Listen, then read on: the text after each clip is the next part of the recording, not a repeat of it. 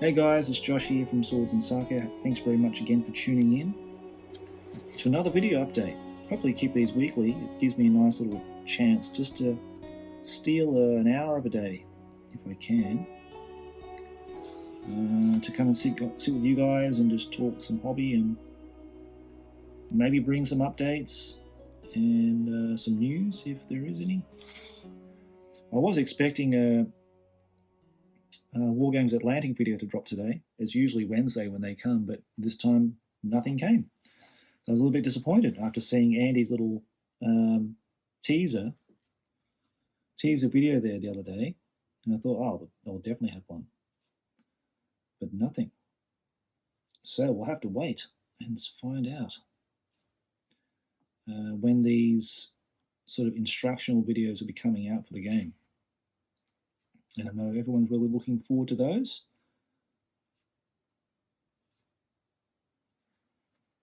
I'm just stealing about whatever, how long it takes to just outline this banner. I've got this banner here I'm doing for my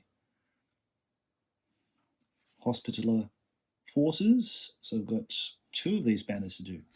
I'm doing them in the old school paper, pencil, and a steel rule way.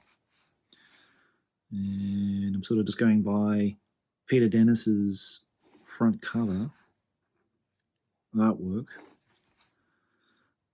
So I did have a question about the banners and whether they should be red or black, or for the Hospitaller Knights, whether they should have a cross on it or what have you. And, well, if Peter Dennis has illustrated it, then I totally believe him more than anybody else about what it should be. So I'm going to make a few corrections here and there just to outline everything. But anyhow, guys, we can talk about any updates or news that's at hand at the moment while I do this. And then after that, we can have a look at the latest update for Eavylead Studios, Japan, with a new commission that has now been completed. So I'm very happy to say for myself and for David that those miniatures are now fully painted, and I took some video of that yesterday, so we can have a look at that soon and check that out and check out my handiwork. But they're really nice to paint. They're the old Foundry miniatures. Well, you can still buy them. That I had no idea about. Personally, I have not painted many Foundry models before, but do know about them, of course.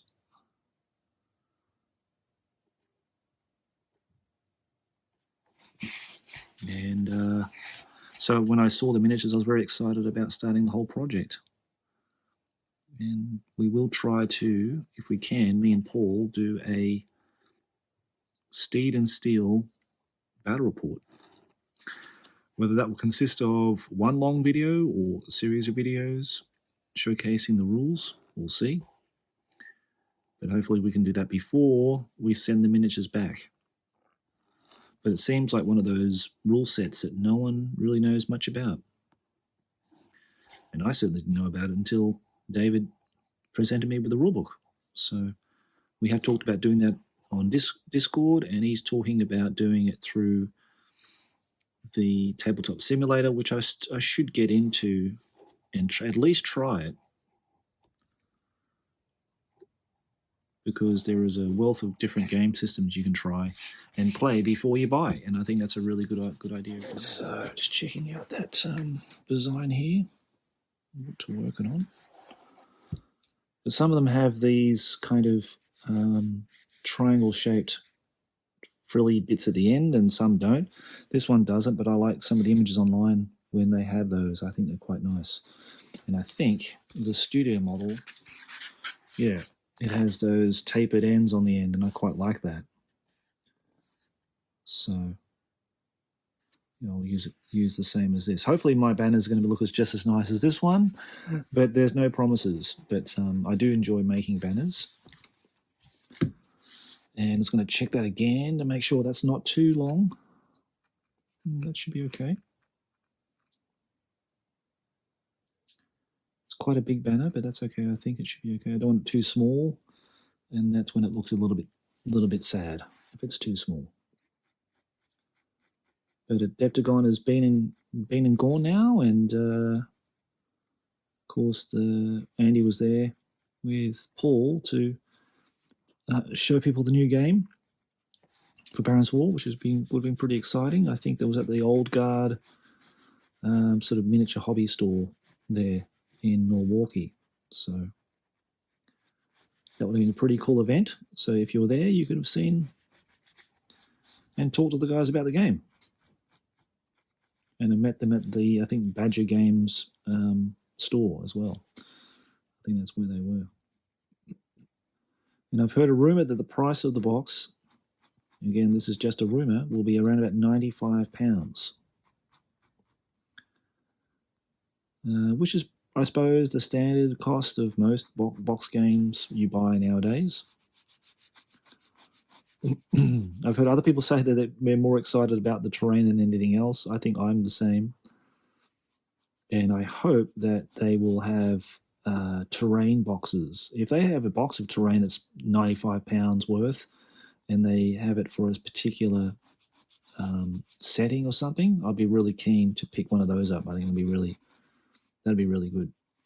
And I also hope that they have the book separately, because as people who have existing collections, who have all the dice, who have all the terrain, and have all the miniatures, then all they need really is just a book. So I hope the release of just the book by itself, or a PDF of the book, will come out after the box set has been released too. Futsal also confirmed that the Mountain Knights will be a release on the 4th of April, so not so long now, only a couple of days. A couple of days away. So people who are waiting for that anxiously, then they can go and get those now, which is excellent. I'm still in the Otrimer sort of mindset for Baron's War, and that's the kind of theatre I want to play in. So I think I'll just wait and hang on until the supplement comes out. And I might have to start collecting some of the Islam forces as well, and just sort of pick up those piecemeal and paint them up and have 2 forces. I think that's the only way I'm ever going to do it, because I don't have anybody else to play them here, and I can do them remotely and play them on my table and all that kind of stuff. Of course, terrain is a consideration. So something like that, if Wargames Atlantic did a Ultramar set where you could buy all the terrain in a pack, I'd be really, really happy about that. That would be really useful for me. And all I need then really is just to organize the table, buy some cheap palm trees somewhere online, and away we go. And I did manage to pick up a birthday present for myself this year. I just scraped enough money together to get it, with the help of my credit card, and because it's a game we've been watching for quite some time now, probably about a year, from Grey for Now Games, which is the Guards of Trader's Toll. So I hope to bring that to the channel at some point with an unboxing, showing off the contents, and also I asked Graham if he wants to come onto the podcast, and he said he would be very interested in doing so and talking about the new game. And I want to ask him about Test of Honor, make sure there's no other kind of sets coming out for that, maybe in the future. I'm very excited to hear about that as well. I'm a big fan of Test of Honor, the system, and to see what that holds up. So yeah, it'd be great to have him on the show. This is the Crown of Command podcast, of course. That's the one I host.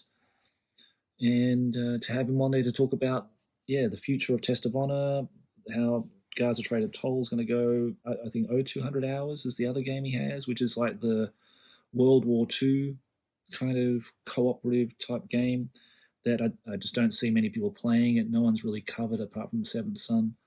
On his channel, he's done at least one battle report for it, but I've never seen anybody really talk about it or show it. It was a real shame, because it looked like an interesting system again. And I think I'm pretty tempted to actually pick it up at some point and play it, because there's some guys here locally, and this is a shout out to JVC Paints, his channel. There's James here in Japan. I didn't really know that they had a bolt action group here, so people actually actively playing that. And I've got, after watching a lot of James's videos, I've got to say I've got the itch to paint up some camouflage, and it's a whole new wheelhouse of techniques and different kinds of paint, and it's a whole new ball game. It's all to do with research and making sure you paint them to the accurately to the period, and what theatre they're in, and all that kind of stuff. So that sounds interesting as a challenge for me to get on board with at some point. So I look forward to breaching that at some point, because when I started out in the hobby, it was Tamiya kits and Tamiya catalogs, and going through all those amazing dioramas those Japanese scenic modelers could do. They were incredible. And after watching a lot of James's videos, it sort of brought me back to that time when about my son's age now, about 8 or 9, when I first got my very first Tamiya catalogue.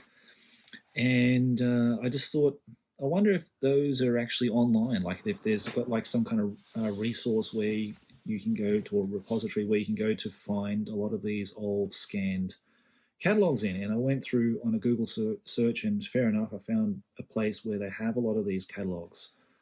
I can't find my exact issue that I first got, but I found ones around that era in the mid 80s, early 80s, late 80s, that kind of thing, where it was just like a nice snapshot of that period of time, and the amazing models and dioramas those guys would make. And it really got me excited about doing stuff, because I had no idea how to do it, though, of course, at that age. And then later, as I became a teenager, I'd buy kits and made an absolute mess of them. The tanks look like they're covered in dog crap, basically. I don't know what kind of concoctions I used to make stuff out of to make mud and that kind of thing, but of course I had no idea how those guys are doing it. I'm trying to replicate what they saw in the images, and of course they're using all kinds of different specialized pastes and textured pastes and pigments and all that kind of thing, and an array of different types of paints and stuff like that, but I had no access to at that stage. But yeah, looking at James's really nice work there on his channel, I thought, yeah, I'd like to give that a go. That sounds like something I'd like to challenge myself now with, going back to when I was a kid, not being able to do that kind of stuff, and trying to give it a go again. So yeah, who knows? I might have some World War II stuff to show on the channel at some point in the future. Not straight away, but at some point I'd like to get a bolt action force together, so that when I do meet up with the guys at some point during the year, we can throw down bolt action and either give version 2 or version 3 a go. I did play it way back in version 1 when it first came out, when it was a brand new release, and I picked up some nice Crusader miniatures, single piece, old school type miniatures, and gave it a game and enjoyed it. But I think, like everything, if you don't have enough people supporting it and people actively playing it, you end up dropping it, and then you move on to something else that everyone else is playing. So that's what happened, unfortunately, and I never went back to it. So yeah, I look forward to doing it, because if it's Rick Priestley and Alessio Calvatore, then I think that's going to be a good game, and I'm sure James will vouch for that. Okay, so I've got the simple design of my banner up now already, so that doesn't look too bad.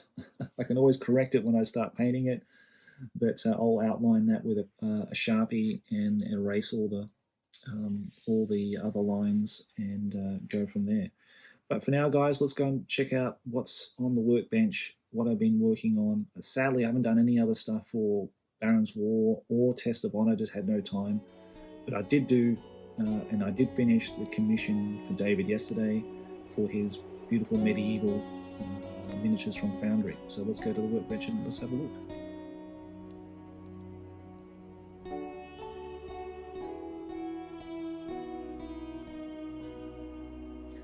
Hello everybody, welcome back to Swords and Sake. I've got a bit of sake, I need a bit of that actually after this massive commission's been wrapped up. for my good friend David in the United States over in Pace, Arizona. So if you're in Pace, Arizona, if you like wargaming, and if you're a good person, then please leave a comment below, because I'm still trying to find a nice opponent for David so that he can meet up with to do regular gaming with, whether it be historical gaming, because I know he's a big bolt action fan, and obviously the Steed and Steel game set for the miniatures that I'm painting for him, for his collection, and old hammer, Warhammer, that kind of stuff. So if you're interested, and if you do live in Pace, Arizona, it is my quest to find David that perfect gaming partner for him to engage and play games with. So, but for now, he's going to have this wonderful collection sent to him back into to the wonderful United States, where he can display these miniatures for himself, and hopefully we'll get to play it on the channel if it's at all possible. That was kind of the idea that David had. He sent me the rulebook so that myself and maybe Paul or someone else can get down to the tabletop and give it a go and play this jousting tournament game, which looks, the concept looks really interesting. I've never heard of it before, never seen the rules before, but it does look like an interesting kind of concept.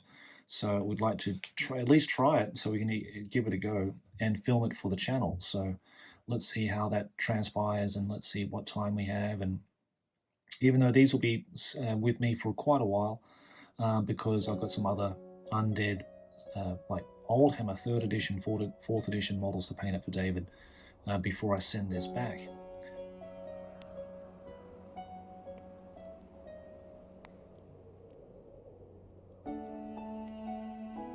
So thanks guys for watching the preview there from Eavylead Studios on those wonderful miniatures from Foundry. And thank you to David for the opportunity again to paint those miniatures for you from Eavylead Studios. I really enjoyed it, and we look forward to presenting maybe a battle report with them. Otherwise, I'll send them back with some other stuff that I've got here to paint for you, and we can do that remotely on your side. So just rounding up the video today, I thought I'd just go through the comments, and thank you so much for everybody who subscribed firstly, liked the videos, commented on the videos to say that they enjoyed it, and I wanted just to highlight a couple of those. And each video, if I have some extra comments at the end, I thought it'd be nice just to say thank you and to talk about some of them. And I appreciate those who just said they liked the video and they enjoyed the content, which is great. So Dustin O says, appreciate the content. It's just paint and chill, which is exactly what it's supposed to be. This is what this channel is. It's not supposed to, there's no bells or whistles. There's no high production values. This is my free time that I like to spend just doing something unrelated to what I normally do at the Crown of Command. This is the other side of the hobby that I enjoy doing and talking about. So I'm glad you enjoyed it. He says he's jealous of my painting setup. It's pretty simple, really. It's not that extravagant. I'm lucky to have a room, because I know some people don't have a painting room. They don't have a hobby room. They've got the kitchen table, or they've got their living room table that they need to pack up and put away, depending on their situation. So I'm very, very fortunate and very, very blessed to have my own hobby room that I can sit in and paint and put all my garbage in, and my wife doesn't have to see any of it. So she's very appreciative of that as well. And you said you picked up an FDM printer, which is a good idea, and printed $1,000 worth of terrain for $40. And this is where I think the printing, for me, I don't particularly like printed models, the resin models. They don't really do much for me, even though they've got some great designs and fantastic designers out there making these models. They look really incredible, very dynamic and everything. And I've got some 3D printed models here, and they're really, really nice. Nothing against the creators or the idea. It's just the material itself doesn't really do much for me, and I always love metal miniatures. So it's really hard for me to change my mind on that. I always enjoy the heft of lead, the painting of them, and yeah, just moving around on tables. I just enjoy that much more than plastic or resin. But FDM printers make perfect sense in terms of terrain, because I was looking at getting some terrain for that Trader's Toll, Baron's War, Test of Honor, and it's now adding up into hundreds and hundreds and hundreds of dollars, and I can't afford that. So maybe an FDM printer, he said, it's very painless to set up and to print out. So if you can comment below, let us know what you actually bought, what kind of printer, because for me, I'm sort of lost as to which one I need to get, which one's going to be good, what size printer bed is good for that, how much money I'm going to have to outlay for this thing, and all those kind of questions. So if you can reply to that comment, mate, I'll be really, really appreciative of that, and I'm sure other people would find that information useful if they were thinking and in the market to buy an FDM printer. James, JVC Paints, how you going, mate? Love the Baron's War terrain a lot. He's talking about the 2nd edition set, and he hopes that Wargames Atlantic include instructions of how to assemble all the miniatures, because there are a myriad of different parts and how to put them all together. I'm going to find out, because I've got that Guards of Trader Toll box set coming, which also contains a lot of the fantasy, I think they're fantasy townsfolk or fantasy town village people or whatever in there, so I'll get to find firsthand of what it's all like in a minute. He also says that Victrix Miniatures has nice alternatives for this period too, which I didn't know about. And I've watched James paint Victrix models on his channel, and they look, they look pretty decent. So I'll have to check those out, because I am looking at maybe doing some Islamic forces for Baron's War, and I don't want to shell out a load of money for them in metal, even though I like the metal models that Paul's designed for them. But as it's not my main force, and it's going to be just a supplementary force for someone else to play, maybe that's a good idea to look at those and look at some more plastic alternatives. Let's see. Casual Gaming says, got into Baron's War, can't wait to start painting. Crusades or England. So that's an interesting choice. I went for both. I started Crusades, then went into the England theatre or England setting for Baron's War. So yeah, why not do both? And Dwarven Mustache, how you going, Tom? Good to see you here, mate. I know he's got Baron's War. He's got the rulebook. I saw that in his videos. And he's got the Death and Tax supplement, which I just bought as well as a PDF, which is a really good, really nice book, that one too. And sorely tempted to pick up the box set. I think you should do it, Tom. You've got lots of box sets there, mate, that you haven't even unboxed or haven't opened, or they're still in a bigger box. Why not just pull another box on top of that? Who cares? You only live once, mate. That's what I reckon. And Beat the Lesser says, Big Small Worlds. That's another channel on YouTube that I'm also subscribed to. Really, really good content. It's basically, I think it's an 8th edition Warhammer campaign that it's been going for 8 years. And it says here by email. So they started doing this by email. And the other players would relay the information back, and he would then, here's a table permanently set up by the look of things with wonderful terrain and miniatures, and he sets everything up and records it. And then he writes a lovely script to the setting, and then he reads it and narrates it. And it's a really cool channel. It reminds me of those old programs on TV as a kid I used to watch from the BBC, with all the stop-start animation and that kind of thing. It's that kind of feel to it, and I kind of like it. So he just thought, I would never have thought of doing this by remote gaming, and but I don't think he would have realized. I don't think that was even a thing back then. So, but there you go. That's all the comments today, guys. Thank you very much. I'm going to finish this banner, so hopefully next week, we'll have the banners finished, and on the miniatures you get to see that. And I hope to have some more Baron's War news if you haven't seen it already. And I hope to have some Test of Honor stuff started by next week. And any other news I can, and I should have of course I should have the Guards of Trader's Toll from Grateful Now Games, dispatched by Sarissa.